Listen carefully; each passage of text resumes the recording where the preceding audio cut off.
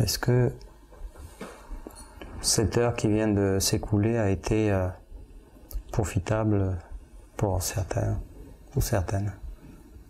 Vous avez pu observer un peu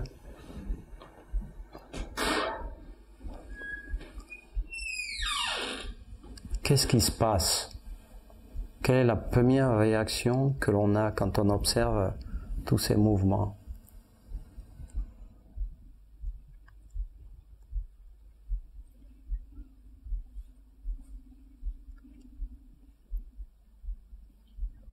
On se rend compte du jeu de l'esprit, Ouais. qui n'arrête pas sans arrêt, et qui peut arrêter. Et même quand il s'arrête, ce n'est pas définitif. Vous voyez?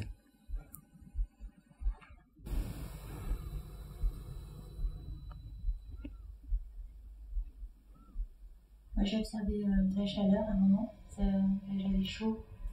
Et c'est comme si le corps, en fait, il est limite, hein, et on a envie on se dit, bon, on pourrait aller plus loin, plus se lâcher.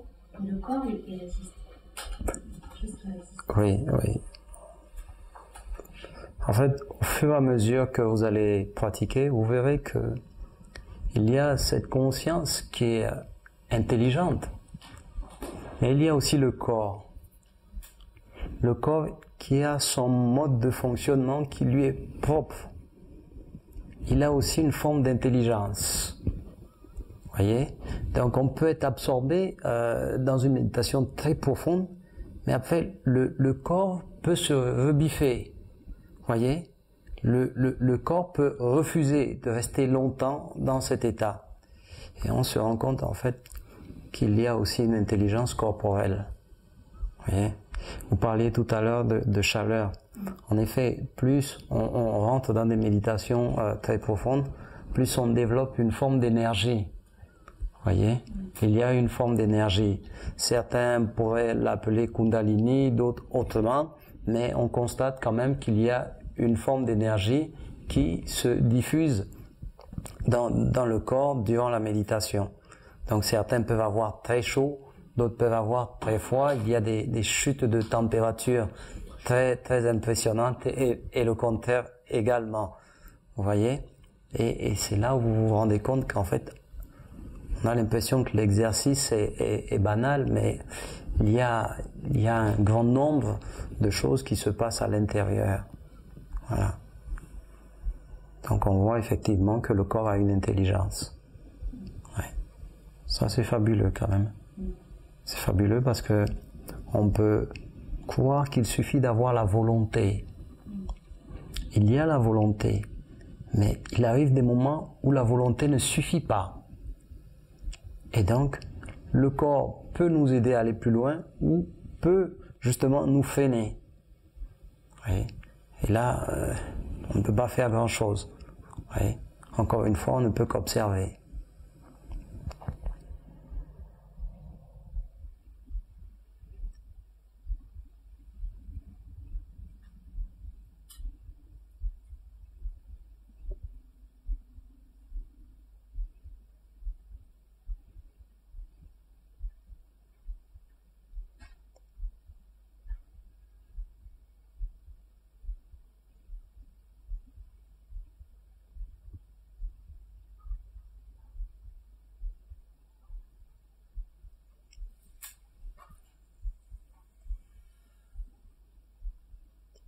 Est-ce que certains ont ressenti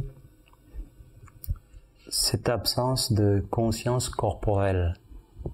On a évoqué cela ce matin.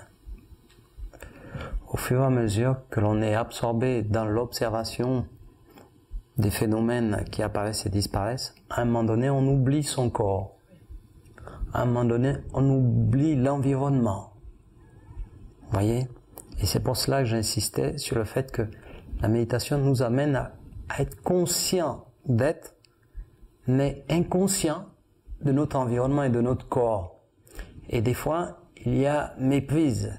Certains confondent cette inconscience corporelle à l'inconscience tout court. Donc, pensent que quand on arrive à des états de méditation très profonds, la lumière s'éteint. À savoir qu'il n'y a plus rien. On n'est plus conscient de quoi que ce soit. C'est l'inverse, en fait. On est conscient de tout ce qui peut apparaître.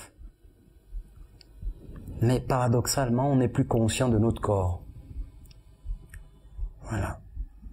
Et ça, il faut faire très attention quand vous pratiquez chez vous.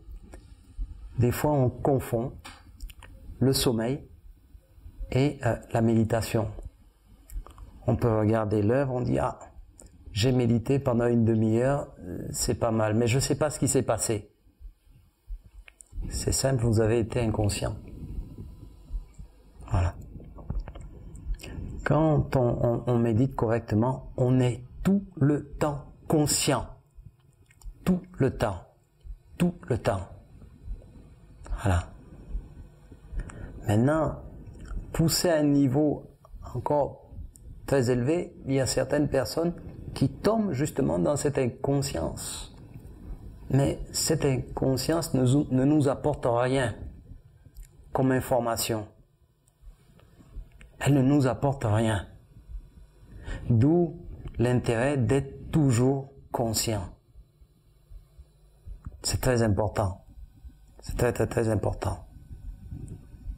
Parce que sinon, on peut faire des méditations d'1 heure, 2 heures, mais pendant ce temps, on a dormi. On a dormi. Et donc, du coup, on ne sait pas véritablement ce qui s'est passé. Voilà. Moi, j'ai senti aussi que ça luttait, en fait, à ce niveau-là, quand même. Niveau Lexus. Enfin, je ne veux pas l'intellectualiser.